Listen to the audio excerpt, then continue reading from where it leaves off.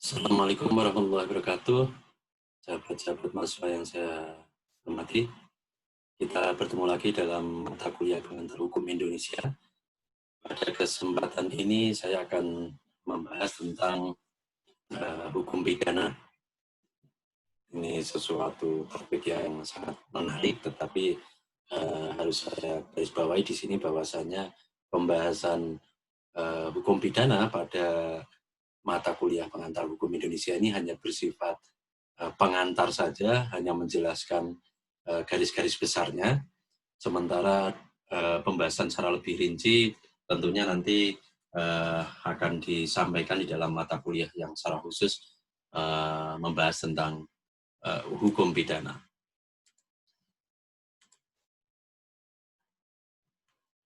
Oke, apa itu hukum pidana?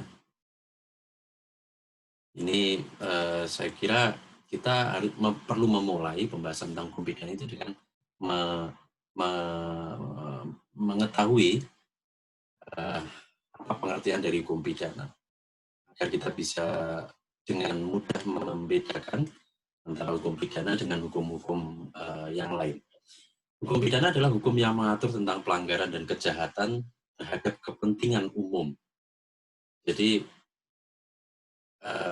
hukum pidana itu mengatur tentang bagaimana melindungi kepentingan umum dari pelanggaran dan kejahatan yang dilakukan oleh seseorang.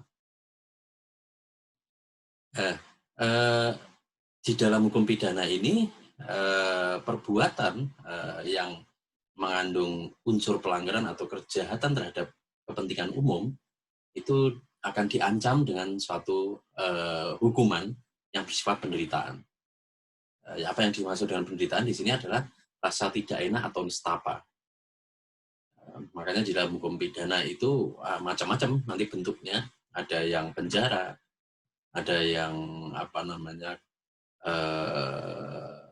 kalau di masa lalu itu ada bentuknya itu dirajam, dilempari batu dan lain sebagainya. Intinya sebenarnya di sini adalah bentuk ancamannya itu adalah suatu penderitaan.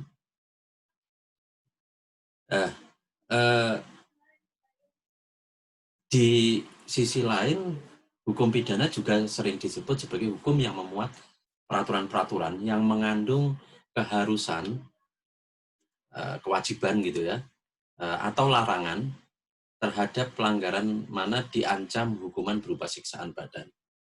Jadi titik tekan dari hukum pidana itu ancaman hukumannya adalah penderitaan dan dia penderitaan secara fisik, siksaan badan. Hukum pidana ini termasuk dalam hukum publik.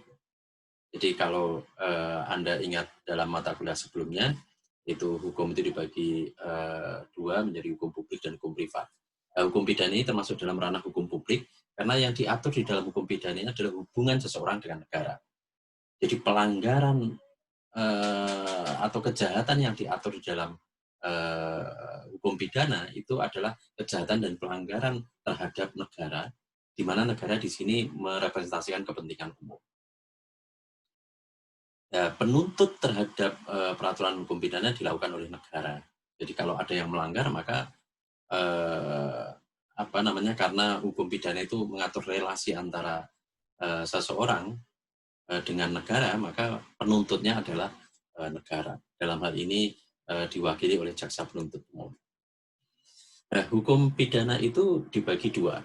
Yang pertama adalah hukum material dan yang kedua adalah hukum formil. Apa itu hukum pidana material? Hukum pidana material adalah peraturan-peraturan yang menegaskan tentang perbuatan yang dilarang dan apa hukumannya, siapa yang bisa dihukum. Jadi dia hukum pidana material ini ya mengatur tentang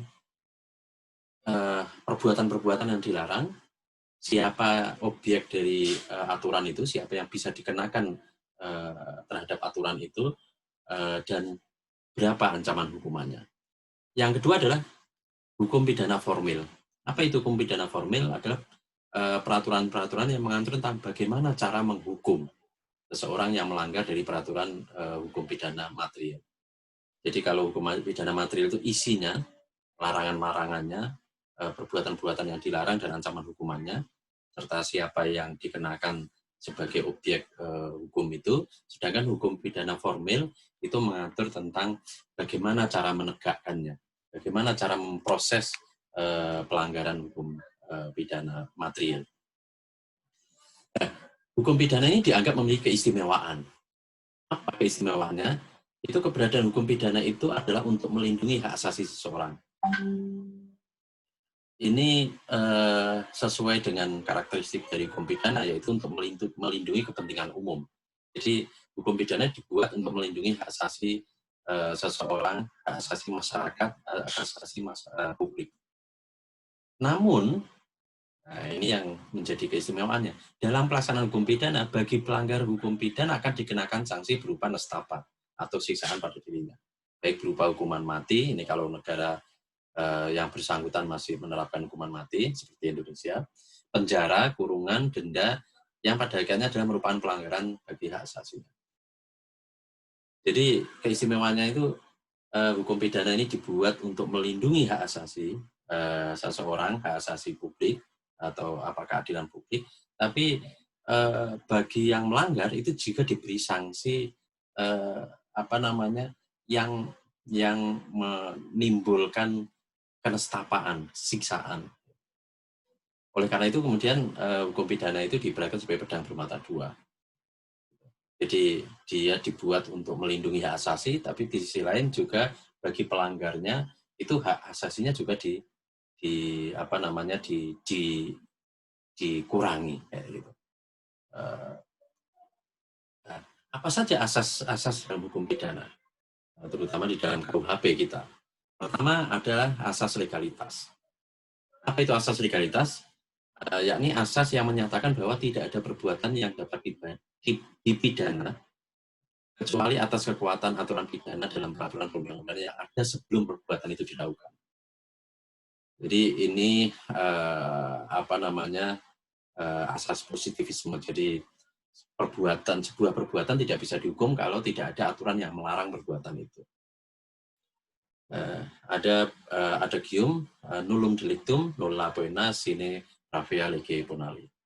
Jadi intinya sebuah perbuatan ini tidak bisa dihukum jika tidak ada aturan yang mengaturnya. Kita tidak bisa dihukum karena kita menguap sembarangan kalau memang tidak ada larangan, tidak ada aturan hukum yang mengatur dan melarang menguap sembarangan. Asas ini mempunyai dua makna, asas legalitas ini. Pertama, untuk kepastian hukum, itu undang-undang hanya berlaku untuk masa depan, tidak berlaku surut, asas non-retroaktif. Jadi kalau ada undang-undang yang dibuat atau ditetapkan pada hari ini, maka undang-undang itu tidak bisa digunakan untuk menghukum sebuah perbuatan yang terjadi kemarin, minggu lalu, atau bulan lalu, atau tahun lalu, dan seterusnya. Jadi peraturan perundang-undangan itu begitu ditetapkan, begitu disahkan, dia hanya berlaku untuk mengatur, untuk menghukum perbuatan yang terjadi setelah undang-undang itu ditetapkan. Sumber hukum pidana tiada lain dari undang-undang. Jadi kalau hukum pidana atau ketentuan yang mengatur tentang ancaman pidana itu hanya bisa diatur dalam produk hukum setingkat undang-undang. Jadi ada undang-undang, kalau di daerah berarti peraturan daerah. Jadi peraturan bupati, peraturan DPRD itu tidak bisa mengatur tentang ancaman pidana. Jadi levelnya hanya undang-undang di tingkat pusat atau peraturan daerah tingkat daerah. Ada pengecualian di dalam salah satu dampak dari pemberlakuan asas legalitas. Jika terjadi perubahan dalam peraturan hukum sesudah waktu dilakukan perbuatan itu, maka dipakailah ketentuan yang lebih meringankan bagi tersangka. Maksudnya apa? Maksudnya kalau ada satu aturan yang melarang perbuatan tertentu, terus kemudian atas pelanggaran itu diancam hukuman 1 tahun misalnya, terus kemudian seseorang melakukan perbuatan yang dilarang itu, dan dia kemudian diproses secara hukum, Tetapi sebelum putusan itu keluar, putusan atas pelanggaran yang dia lakukan, ternyata kemudian muncul peraturan baru yang mengatur hal yang sama, tapi ancaman hukumannya menjadi 6 bulan. Nah, maka di dalam asas legalitas ini, maka yang dipakai untuk menghukum itu ya ancaman hukuman yang lebih ringan, yang 6 bulan. Asas berikutnya adalah asas teritorialitas. Jadi asas ini ada di dalam KUHP kita, Undang-Undang Hukum Pidana, yang berarti bahwa KUHP itu berlaku bagi semua orang yang melakukan pidana di dalam wilayah Republik Indonesia. Jadi asas teritorialitas itu menentukan tingkat keberlakuan dari hukum pidana Indonesia. Jadi di dalam KUHP itu hukum pidana diberlakukan pada semua orang yang melakukan perbuatan pidana di wilayah Republik Indonesia. Tidak peduli dia warga Indonesia atau warga asing yang tinggal di Indonesia atau warga asing yang kebetulan sedang berkunjung ke Indonesia. Yang berikutnya ada asas nasional aktif. Ini di dalam KUHP juga diatur. Apa artinya asas nasional aktif? Adalah asas yang memberlakukan KUHP terhadap orang Indonesia yang melakukan perbuatan pidana di luar wilayah Republik Indonesia. Ini salah satu contohnya tampak dalam ketentuan pasal 3 KUHP. Jadi KUHP itu, Kitab Undang-Undang Hukum Pidana Indonesia, itu berlaku terhadap orang Indonesia yang melakukan perbuatan pidana yang diatur di dalam KUHP di luar wilayah Republik Indonesia. Jadi kalau KUHP kita mengatur larangan tertentu, misalnya larangan untuk membunuh, dan larangan itu berlaku untuk warga Indonesia, baik dia ketika melakukan pembunuhan itu di Indonesia, atau dia melakukan pembunuhan itu di luar wilayah Indonesia. Nah, tetapi ini nanti tidak berlaku pada seluruh ketentuan di dalam KUHP. Di sisi lain ada asas nasional pasif. Nah, asas nasional pasif ini adalah asas yang memberlakukan KUHP terhadap siapapun juga, baik WNI maupun WNA, warga asing yang melakukan perbuatan pidana di luar wilayah Indonesia. Asas ini tambah dalam ketentuan pasal 4 KUHP. Jadi dalam hal-hal perbuatan pidana tertentu, itu KUHP ternyata juga mengatur adanya asas nasional pasif ini. Jadi dia berlaku terhadap siapapun, baik warga negara Indonesia maupun warga negara asing yang melakukan perbuatan di luar Indonesia. Ini sebenarnya tampak aneh, tetapi ini juga berlaku di beberapa negara lain gitu ya. Amerika itu juga bisa memberlakukan asas ini. Jadi dia bisa memaksakan keberlakuan undang-undangnya kepada orang lain yang bukan warga negara Amerika yang melakukan perbuatan itu di luar wilayah Amerika. Dan ada asas universalitas, yakni asas yang memberlakukan KUHP terhadap perbuatan pidana yang terjadi di luar wilayah Indonesia yang merugikan kepentingan internasional. Ini contoh sederhananya apa sih? Misalnya, ini perbuatan pidana yang dilakukan di perairan internasional, tapi dekat dengan Indonesia, itu kadang pemerintah merasa perlu untuk memberlakukan KUHP di situ. Jika ada orang atau seseorang yang melakukan perbuatan pidana yang diatur di dalam KUHP yang memberlakukan asas universalitas. Di samping asas-asas yang dimuat dalam KUHP tersebut, ada juga teori-teori dalam hukum pidana. Teori ini mengatur tentang bagaimana pendekatan yang digunakan di dalam proses pemidanaan. Pertama adalah teori absolut atau mutlak. Apa itu teori absolut atau mutlak di dalam hukum pidana? Teori absolut atau mutlak yakni teori yang mengatur bahwasannya setiap kejahatan harus diikuti dengan pidana. Setiap orang yang telah melakukan kejahatan harus dipidana. Jadi dengan teori absolut atau mutlak ini berlaku ketentuan bahwasannya setiap perbuatan yang melanggar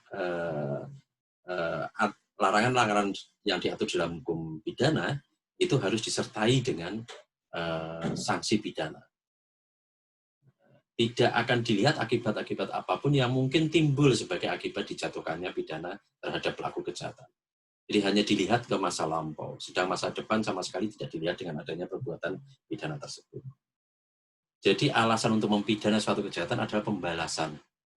Oleh karena teori absolut ini sering disebut juga sebagai teori pembalasan.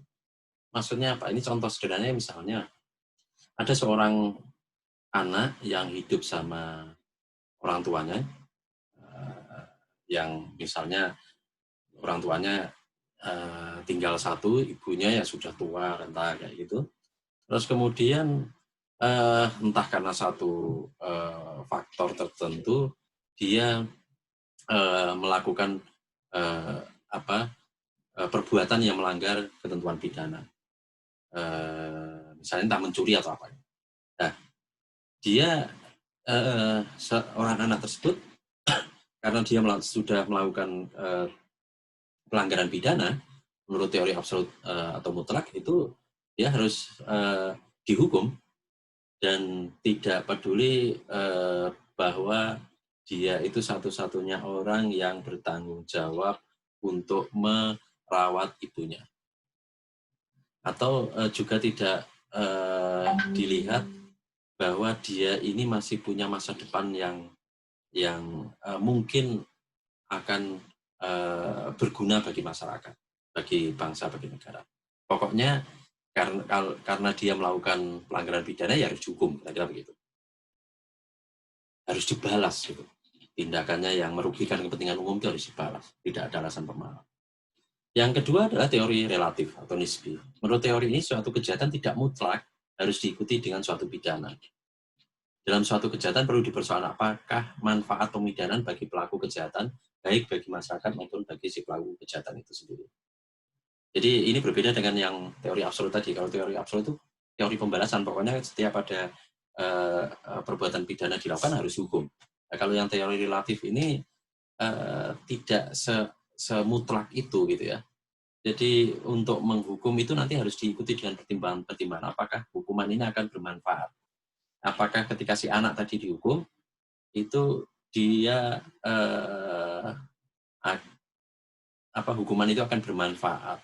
Apakah hukuman itu tidak akan merugikan orang tuanya yang tinggal satu-satunya dan tua renta, tidak ada yang tidak ada yang merawat. Atau jika pelanggaran pidana itu dilakukan oleh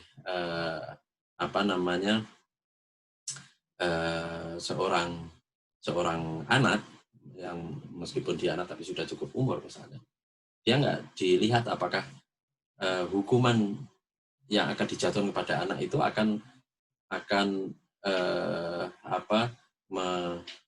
mengganggu masa depannya, semacam itu. Makanya dalam teori relatif ini, di samping melihat ke masa lalu terhadap perbuatan pidana yang sudah dilakukan, juga akan memperhatikan masa depan. Oleh karena itu, menurut teori relatif ini, untuk menjatuhkan sanksi pidana kepada pelaku kejahatan, itu harus dipertimbangkan tujuannya. Apakah tujuannya hanya untuk membalas atau tujuannya untuk mendidik, misalnya. Macam itu. Oleh karena itu, teori relatif ini disebut juga dengan teori tujuan atau dul toirin. Tujuan penjatuhan hukuman bagi pelaku kejahatan adalah agar di kemudian hari kejahatan yang telah dilakukan tidak terulang lagi. Jadi yang ditekankan dari teori relatif ini sebenarnya pemidanaan, penjatuhan sanksi pidana itu tidak hanya untuk membalas dendam, tapi tujuannya adalah untuk melakukan perbaikan. Kalau di Indonesia sekarang ini diistilahkan kan napi itu, narapidana itu yang sedang dipenjara sebagai warga binaan. Nah, itu sebenarnya refleksi dari teori tujuan ini yang dipakai di Indonesia. Nah, pencegahan atau preferensi itu ada dua macam. Pertama adalah preferensi khusus spesial, yakni khusus ditujukan pada si pelaku agar di kemudian hari tidak melakukan kejahatan itu kembali, tidak jadi residivis. Ada juga preferensi umum, yakni ditujukan kepada masyarakat pada umumnya agar jangan melakukan kejahatan yang sama. Jadi tujuan untuk mencegah itu bisa khusus ke individu yang melakukan tindak pidana, tapi bisa juga ke masyarakat secara umum. Makanya kemudian kalau sahabat cepat mahasiswa ingat, di masa-masa awal reformasi itu pernah ada kebijakan bahwa para pelaku pidana korupsi itu nama dan fotonya diumumkan di media, di televisi. Nah, tujuannya itu tidak hanya mendorong atau mencegah terulangnya kegiatan pidana korupsi itu untuk dilakukan oleh si pelaku saja, tapi juga ke masyarakat umum. Dan masyarakat umum tahu bahwasannya kalau melakukan pidana korupsi itu akan dihukum dan mereka bisa menghindari. Yang ketiga ada teori gabungan, yakni kedua teori absolut dan relatif ini dikombinasikan. Ini di Indonesia yang dianut teori gabungan ini. Jadi pidana di Indonesia itu, hukum pidana di Indonesia itu mengkombinasikan antara teori pembalasan dengan teori tujuan. Nah, apa unsur-unsur yang dapat dikatakan sebagai sebuah perbuatan pidana? Jadi sebuah perbuatan itu dianggap dikategorikan sebagai sebuah perbuatan pidana atau sering disebut delik, itu harus memenuhi beberapa unsur. Yang pertama adalah adanya perbuatan manusia. Jadi yang namanya perbuatan pidana itu harus dilakukan oleh manusia. Gitu. Terus perbuatan itu harus sesuai dengan apa yang disebut dalam undang-undang.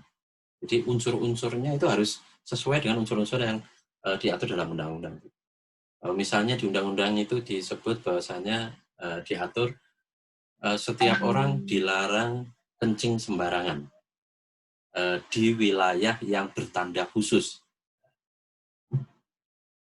Perbuatan pidana itu dikategorikan jika ada orang yang melanggar perbuatan larangan itu, dia harus dipastikan unsur-unsurnya terpenuhi. Jadi karena di situ disebut setiap orang dilarang kencing di wilayah yang bertanda khusus, misalnya. Nah, itu harus terpenuhi unsur orangnya, dia terpenuhi atau bisa dibuktikan dia kencing. Terus yang ketiga dibuktikan bahwa kencingnya itu di wilayah yang bertanda khusus. Kemudian yang ketiga harus terbukti adanya kesalahan dari orang yang berbuat. Jadi harus benar-benar dibuktikan kesalahannya, bahwa ini benar-benar si orang ini yang melakukan gitu. Kemudian perbuatan itu harus bertentangan dengan hukum. Jadi perbuatan itu memang melawan aturan yang ditetapkan.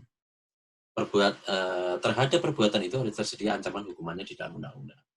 Jadi sebuah perbuatan itu dikatakan perbuatan pidana atau delik itu harus memenuhi unsur-unsur ini. Jadi ini semuanya sebenarnya mengarah pada asas legalitas. Oke, macam-macam delik, macam-macam perbuatan pidana. Perbuatan pidana itu bisa bagi jenisnya, bisa dilihat dari berbagai macam. Pertama menurut bentuknya. Jadi perbuatan pidana itu kalau dilihat dari bentuknya bisa kejahatan, bisa pelanggaran. Kejahatan itu secara sederhana diartikan sebagai perbuatan yang tanpa diatur pun kita tahu itu jahat. Membunuh itu tanpa ada aturan pun kita secara hati nurani kita akan tahu kalau itu perbuatan yang jelek. Nah, sedangkan pelanggaran itu perbuatan yang kita tahu kalau itu jelek, kalau kita tahu kalau itu nggak boleh karena ada aturan yang melarang. Jadi tidak semua hal itu, kalau kejahatan itu sudah pasti berdasarkan hati nurani, berdasarkan pikiran kita sudah tahu kalau itu jelek. Tapi kalau pelanggaran itu bisa jadi menurut kita itu nggak jelek, tapi karena aturan itu melarang, ya kemudian itu dianggap sebagai pelanggaran. Kalau kita jalan di pinggir jalan, terus kita mengambil sisi jalan yang kanan,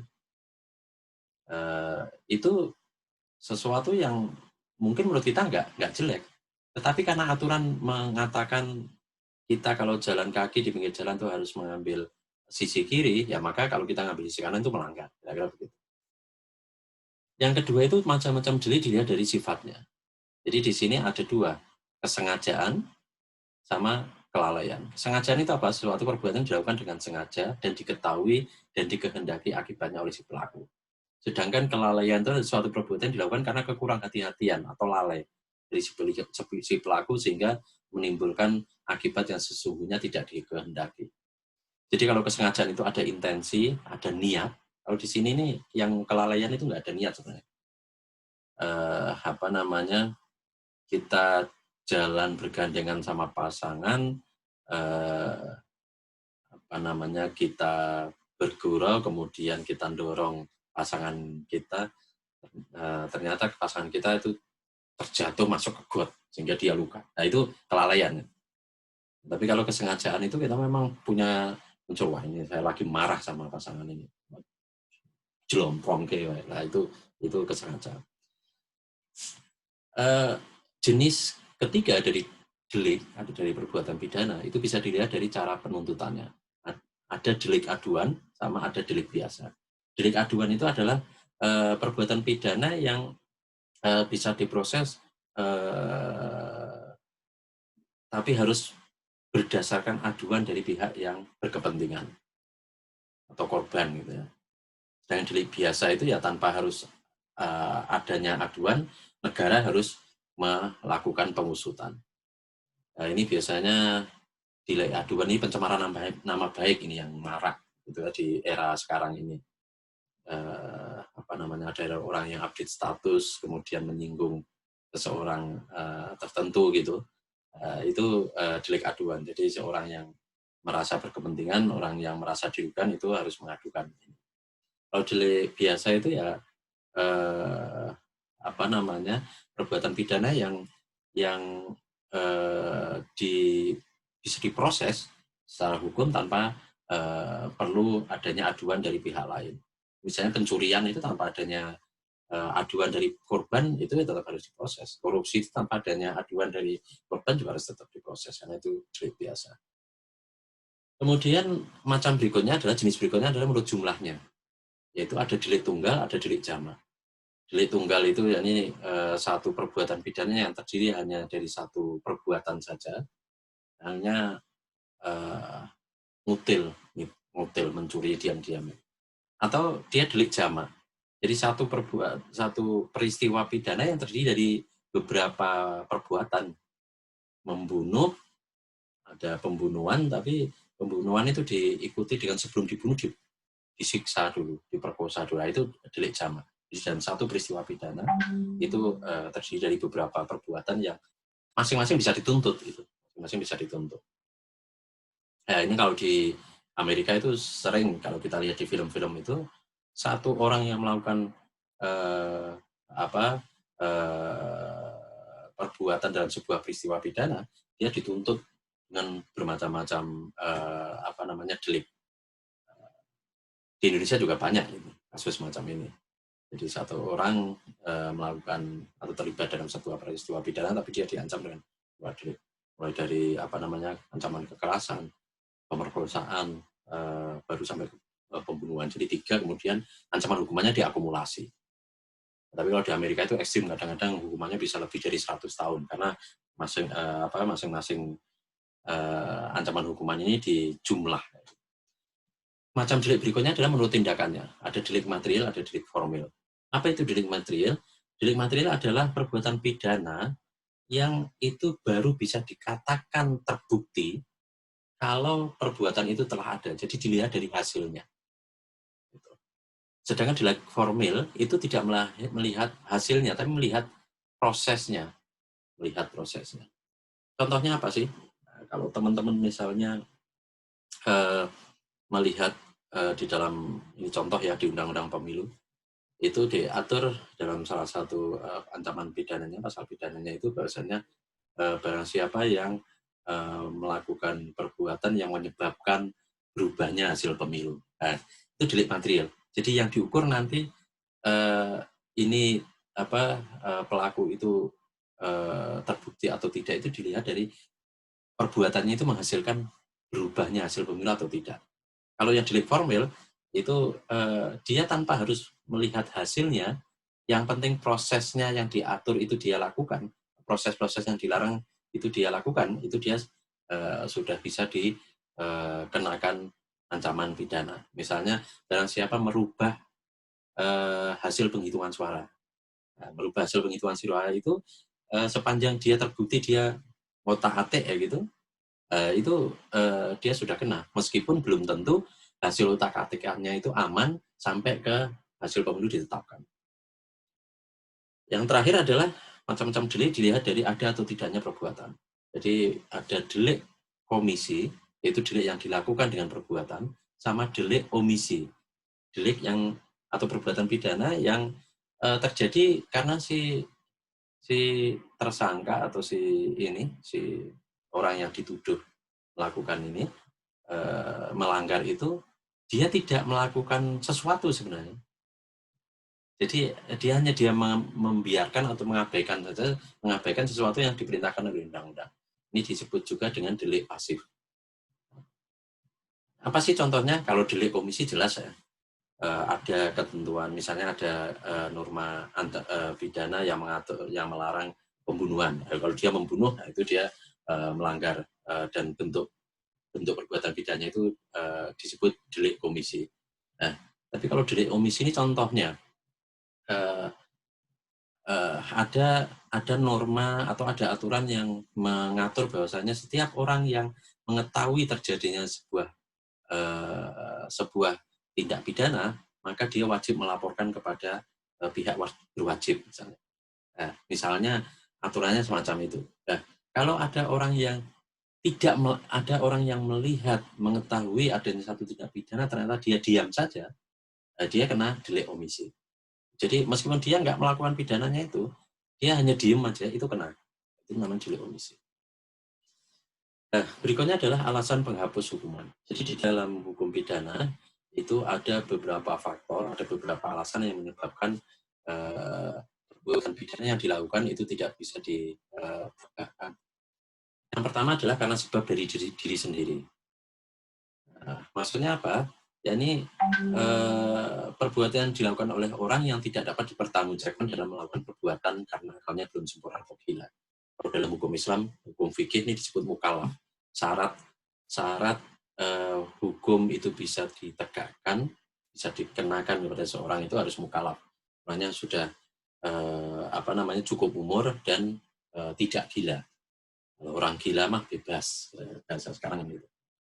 Orang gila mah bebas, masuk orang kaya mah sekarang dianggap bebas gitu. Bebas mah. Nah, yang kedua karena sebab dari luar keadaan si pelaku, si pembuat. Kalau tadi masalah umur, masalah gila atau tidak, ya itu kan dari diri si pelaku. Nah, di samping sebab penghapus hukuman karena faktor internal pelaku, itu juga ada alasan penghapus hukuman karena keadaan dari luar pelaku. Apa antara lain? Yaitu keadaan overmark. Jadi orang yang melakukan suatu perbuatan pidana, melakukan suatu pelanggaran atau kejahatan, karena terpaksa. Jadi misalnya dia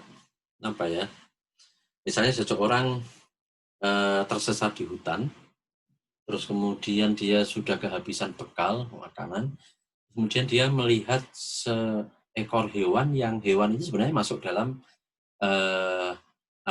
kategori hewan yang dilindungi oleh undang-undang, tidak boleh dibunuh.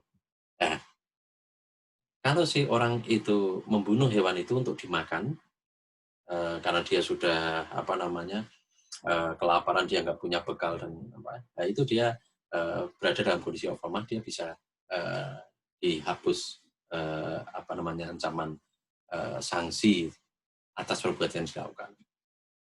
Yang kedua adalah karena pembelaan atau terpaksa. Jadi di sini orang melakukan perbuatan pidana karena terpaksa untuk mempertahankan dirinya atau orang lain, mempertahankan kehormatan atau harta benda sendiri. Ini biasanya sering terjadi kalau orang menghadapi para perampok dan lain sebagainya.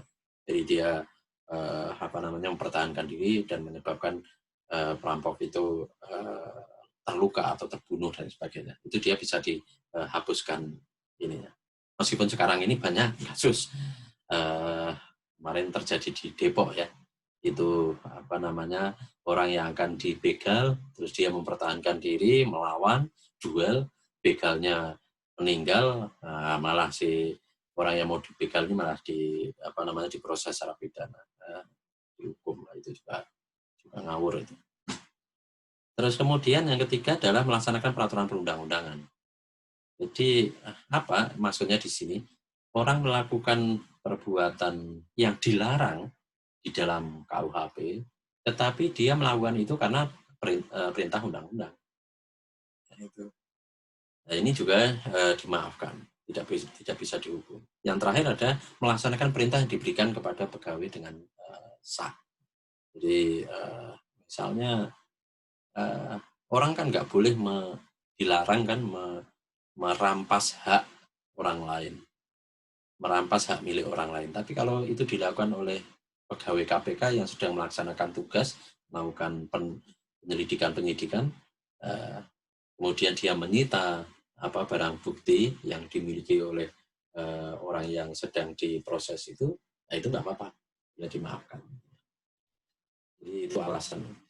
Demikian sekelumit pengantar tentang hukum pidana yang penting untuk kita ketahui, tapi tentunya ini baru pengetahuan awal,